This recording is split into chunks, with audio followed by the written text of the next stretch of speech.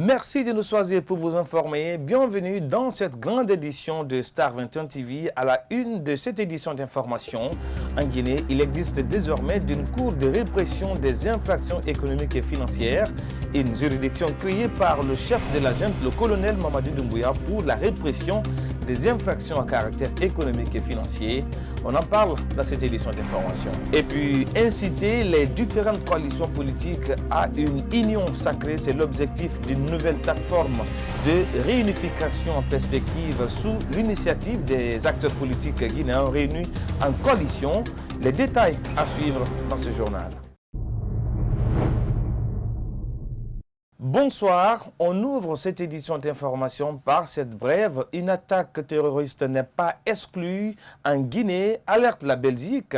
Sur son site internet, le Royaume de la Belgique, à travers le département des affaires étrangères, commerce extérieur et coopération au développement, a adressé une note aux Belges vivant ou désireux de venir en Guinée sur la situation sécuritaire du pays. La note conseille également aux ressortissants belges d'éviter certains endroits de la capitale Conakry qui, selon le Royaume de la Belgique, représentent des risques élevés d'attaques terroristes. Nous y reviendrons dans nos prochaines éditions. Comme annoncé dans les titres, c'est désormais officiel. Le président de la transition, le colonel Mamadi Doumbouya, a acté la création et fonctionnement d'une cour de répression des infractions économiques et financières GRIF. Dr Alassane Makanera Kake salue cette décision et exprime ses attentes. C'est à travers une ordonnance lue dans les médias d'État de la soirée de ce jeudi que le colonel Mamadi Doumbouya a porté création d'une cour de répression des infractions économiques et financières. Ce nouveau organe juridictionnel aura pour mission de traquer les personnes ayant détourné les biens publics du pays. Ma première intervention et réaction consiste à féliciter les autorités et demander également aux autorités de mettre en place tous les mécanismes nécessaires pour permettre à cette cour de fonctionner correctement. Notamment, je parle des ressources humaines. Il faut éviter à ceux qui ont été mêlés dans la gestion publique, qu'il y ait des soupçons sur eux ou pas, qui soient associés dans la gestion, dans l'administration de la cour. L'exécutif doit tout faire pour donner assez de liberté, assez d'indépendance pour la cour qui est créée, pour que celui qui est poursuivi puisse répondre de ses actes conformément à la loi, sans intervention de l'exécutif ni un autre pouvoir. Poursuivant, Dr Al-Hussein Makanera Kake a exprimé aussi ses attentes vis-à-vis de cette cour juridictionnelle. Lorsque cette cour va fonctionner, l'État aura suffisamment de moyens. Et si l'État a suffisamment de moyens, le budget de la Guinée va être doublé, triplé, multiplié par X. Et quand on a suffisamment de moyens, l'État peut faire face à des grands investissements sans demander l'aide du FMI ou d'autres partenaires. Pour plusieurs observateurs, la mise en place de cette cour vise une chasse aux sorcières contre les anciens dignitaires d'Alpha Condé. Cet économiste précise. Ce n'est pas la personne en fait, on s'attaque à sa gestion. Si maintenant tu es de régime d'Alpha Condé, tu as bien géré, tu n'as aucun problème. Mais on ne saurait dire parce que je suis de régime défunt ou déchu, la loi ne peut pas m'être appliquée. Donc il faut que nous retenions que la Cour ne doit pas s'intéresser de l'origine ou de la position des uns ou des autres, mais plutôt de leur gestion.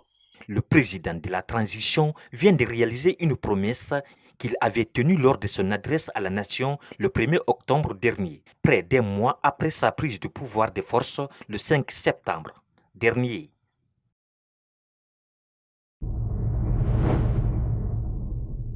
Page politique à présent dans cette édition d'information. À quand les acteurs politiques guinéens vont-ils conjuguer le même verbe? En tout cas, c'est la question qui taraude les esprits de nombreux Guinéens de nos jours. Ce vendredi, ils se sont de nouveau réunis en coalition pour la mise en place d'une nouvelle plateforme de réunification afin d'inciter les différentes coalitions de cette entité à une union sacrée. La rencontre a eu lieu dans un réceptif hôtelier de la place, Alpha Diallo. Les acteurs politiques guinéens, longtemps divisés, semblent avoir enterré leur hache de guerre sous la médiation du président du Mouvement national pour le développement. Ce vendredi 3 décembre 2021, les différentes coalitions étaient en discussion d'échange pour trouver des pistes de solutions à la crise de confiance entre les acteurs politiques guinéens. Cette réunion, c'est de réunir la classe politique et pour qu'on ait à terme un forum qui puisse dialoguer avec le CNRD. Et après le choix des 15 membres de la coalition politique, de la classe politique, il va falloir sur la transition. Il y a des grandes questions qui vont se poser et c'est pourquoi c'est plutôt un forum de discussion qui sera ouvert à tous les partis politiques et à toutes les coalitions. Lorsque nous allons discuter des grandes questions de la transition, s'il y a consensus, les conclusions deviendront des recommandations pour les dirigeants. Le 25 novembre dernier, les acteurs politiques ont déposé la liste de leurs candidats pour la course au CNT. Pour cet acteur politique, il était important de se retrouver, poser le problème sur la table et trouver les solutions adéquates. Il était question de se retrouver encore une fois, après avoir fait le dépôt des candidatures au niveau du CNT à rang dispersé, pour essayer de tirer les leçons de ce qui s'est passé en vue de mieux unir la classe politique guinéenne. Nous nous sommes donc concertés autour de tout. Nous avons identifié les différentes faiblesses par rapport à tout ce qui a été fait de par le passé, et aussi des propositions ont été faites dans le souci de faire en sorte que la classe politique soit unie dans une union sacrée pour une unité d'action. Ousmane Doré, président du Mouvement national pour le développement, s'est réjoui du résultat obtenu à l'issue de cette rencontre en tant que médiateur. L'ensemble des acteurs politiques avaient estimé que le défi qui était posé à la classe politique d'avoir à proposer 15 représentants au Conseil national de transition, ce défi a été en partie relevé, quoique il y a eu quelques divergences permettant à certains d'aller faire déposer leur liste séparément. Qu'à cela ne tienne, la plateforme des partis a estimé qu'il fallait maintenir le cap sur l'union sacrée de la classe politique que nous avons engagée le 18 novembre dernier. L'objectif, c'est d'amener toutes les parties prenantes dans cette transition. Je veux dire donc la classe politique à s'unir. Jusqu'où ira l'actuel médiateur des acteurs politiques qui ont souvent des regards différents face à une situation? Pour le moment, il semble avoir tenu la corde. En attendant la fin des concertations entre les acteurs politiques, tous les regards sont fixés vers le CNRD pour le choix des membres du CNT. Le président du parti Rassemblement pour le développement intégré de la Guinée, RDIG, a décidé de mettre un terme à sa collaboration avec l'ancien parti au pouvoir, le RPG Arc-en-Ciel. Jean-Marc Teliano l'a fait savoir à travers une lettre adressée au parti de l'ancien président dessus, Alpha Condé, le 26 novembre dernier. Selon lui, cette décision est prise suite au non-respect des accords signés avec Alpha Condé, Bintou Souma et Abdourahmane Bari pour le reportage. C'est à travers une lettre adressée au secrétaire général de l'ancien parti au pouvoir, le RPG Arc-en-Ciel, que le président du parti Rassemblement pour le développement intégré de la Guinée a décidé de rompre toute collaboration avec le parti d'Alpha Condé. Selon Jean-Marc Teliano, les raisons de cette décision font suite au non-respect des différents accords signés et le manque de considération pour son parti par les RPGistes.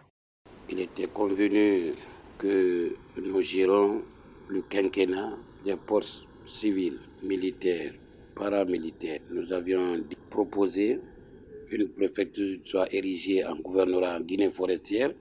Nous avions aussi décidé, signé dans l'accord, l'employabilité des jeunes diplômés sans emploi des différents partis alliés. Mais tout cela n'a pas été respecté.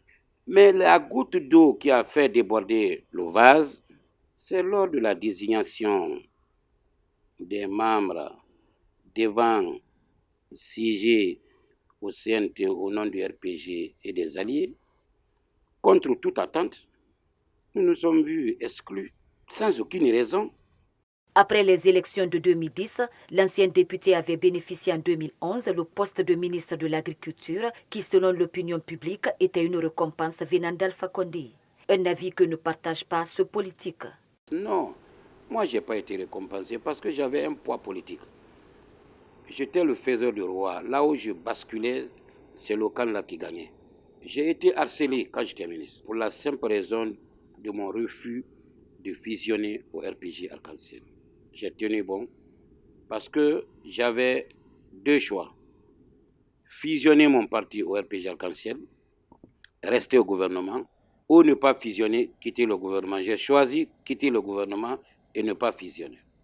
Mais d'aucuns pensent, je vais à l'opposition, je dis non. C'est la loi qui me confère ce droit. Cet ancien ministre du premier quinquennat d'Alpha Condé a tout de même insisté sur une rupture totale et définitive avec l'ancien parti au pouvoir. Après cette décision, Jean-Marc Teliano affirme que dans les prochains jours, qu'il déterminera sa position politique. Autre temps fort de cette édition d'information, depuis 1992, la journée du 3 décembre a été dédiée par les Nations Unies aux personnes victimes d'handicap. Elle vise à porter un regard sur les conditions de vie et de travail de cette couche sociale. En Guinée, l'Association des personnes victimes d'handicap a mis à profit cette journée pour réclamer l'amélioration de leurs conditions de vie et dénoncer les maux dont elles souffrent. Plus de précision avec cet élément. Les personnes à mobilité réduite se sont donné rendez-vous au rond-point de Hamdallaye pour célébrer la journée internationale des personnes handicapées. Elles étaient munies des pancartes sur lesquelles on peut lire leurs besoins fondamentaux comme la santé, le logement et les infrastructures. Pour le président de l'Union des handicapés de Guinée, cette journée est célébrée dans les conditions difficiles. Les handicapés guinéens étant à Conakry qu'à l'intérieur du pays, continue toujours de tirer le diable par la gueule, que ce soit dans les familles jusqu'aux institutions publiques et privées, en passant par un manque d'environnement accessible et adaptif. Nous rappelons que nous avons beaucoup de personnes malades qui sont dans un besoin très urgent et nous enregistrons de jour au jour des cas d'accident aux personnes handicapées et d'autres sont morts malades par manque de soutien. Pour le secrétaire général de l'Union des handicapés de Kaloum, cette journée est une occasion de plaidoirie à l'endroit des autorités pour l'amélioration de leurs conditions de vie. C'est pourquoi d'ailleurs, il invite les autorités à mettre en place une politique pour diminuer la stigmatisation des personnes à mobilité réduite. Je dis bien, on va célébrer à notre manière. On est là pour faire des plaidoiries à l'endroit des autorités guinéennes et à l'endroit des bonnes volontés pour qu'ils puissent nous aider, nous accompagner. Parce que nous sommes très diminués, nous sommes victimes de beaucoup de choses, surtout au niveau des transports, logements sociaux, santé, scolarité, emploi, on a toujours des problèmes. Les nouvelles autorités nous ont montré quelque chose de parfait par rapport à les autorités passées, parce qu'ils nous ont vraiment respectés. Au niveau de places au CNT, il nous a octroyé des places.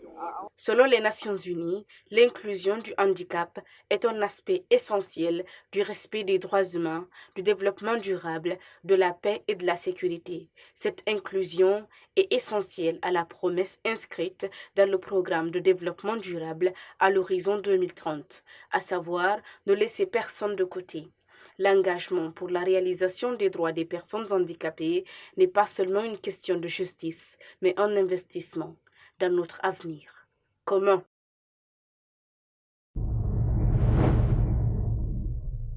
On reste toujours dans ce registre des sociétés pour dire que malgré la lutte acharnée contre le mariage précoce par des activistes et certains médecins, cette pratique reste toujours d'actualité en Guinée.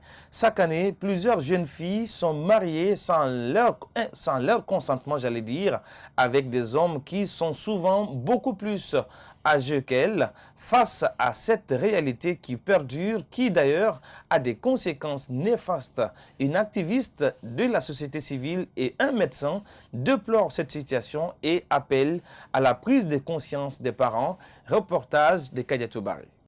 Bien qu'officiellement interdit par les différents gouvernements qui peinent à faire appliquer la loi, les mariages précoces restent une réalité pour de nombreuses communautés. C'est le cas en Guinée où cette réalité prend de l'ampleur de jour en jour. Pour Kadiatou Konaté, activiste, ce phénomène s'explique par plusieurs raisons. C'est vraiment une situation très perplexe qui est d'ailleurs la base de plusieurs autres problèmes. Je pense que les causes de mariage précoce sont situées à plusieurs niveaux, notamment les facteurs culturels, les facteurs religieux, les facteurs économiques, le facteur d'un manque d'éducation, les pesanteurs socioculturelles qui pesent énormément dans notre pays, et la non-application de manière effective des lois comme ça se devait, ou ça se doit.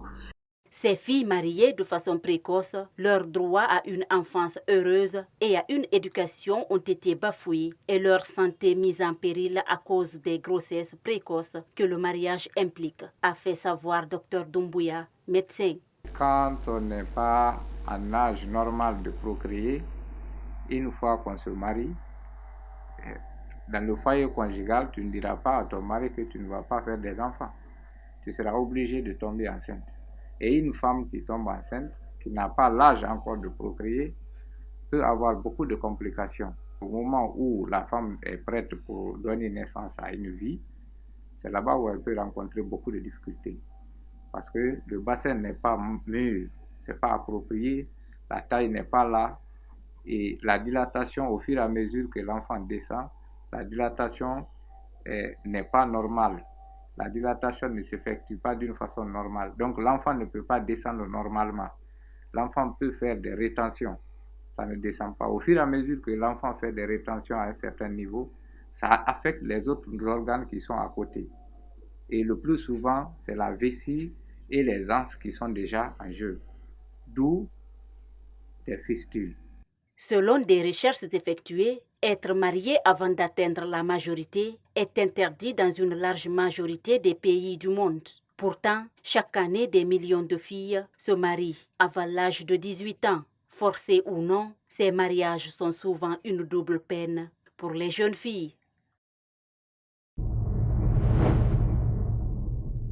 On en vient à présent à cet élément qui agite notamment le secteur du transport du commerce dans la commune de Ratoma. L'élection pour le poste du secrétaire général de la Confédération nationale des travailleurs de Guinée, section Ratoma, s'est déroulée ce vendredi à Conakry sous une haute tension. La rencontre a failli tourner au vinaigre suite au refus du candidat malheureux d'accepter sa défaite face à son adversaire. Suivez.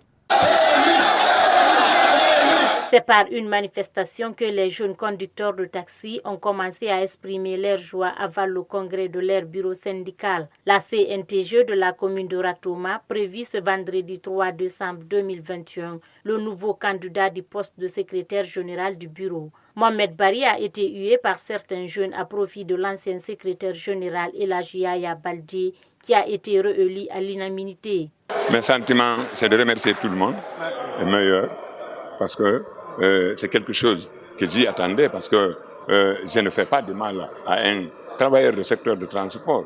Et si Dieu a fait que le moment n'est pas arrivé pour que je quitte, ça pouvait se faire. Malgré les contestations contre sa personne, Mohamed Bari s'oppose à la décision rendue à l'issue de cette élection. Moi, je ne peux pas dire qu'il a été déclaré vainqueur. Donc, il a des gens qui sont avec lui au niveau de la direction, qui sont en train de faire toutes les manigances pour le favoriser par rapport à la situation. Madiou Diallo, chef de mission, revient sur les critères qui ont permis à l'ancien secrétaire général d'être élu. Il faut avoir la carte d'adhésion. Sa carte d'adhésion, c'est la carte de membre de la CNTG, pour prouver que vous êtes la CNTG. Le second candidat, Mamadou Bari, n'a pas pu présenter sa carte. On a demandé au candidat Yaya Baldé de prendre ses papiers.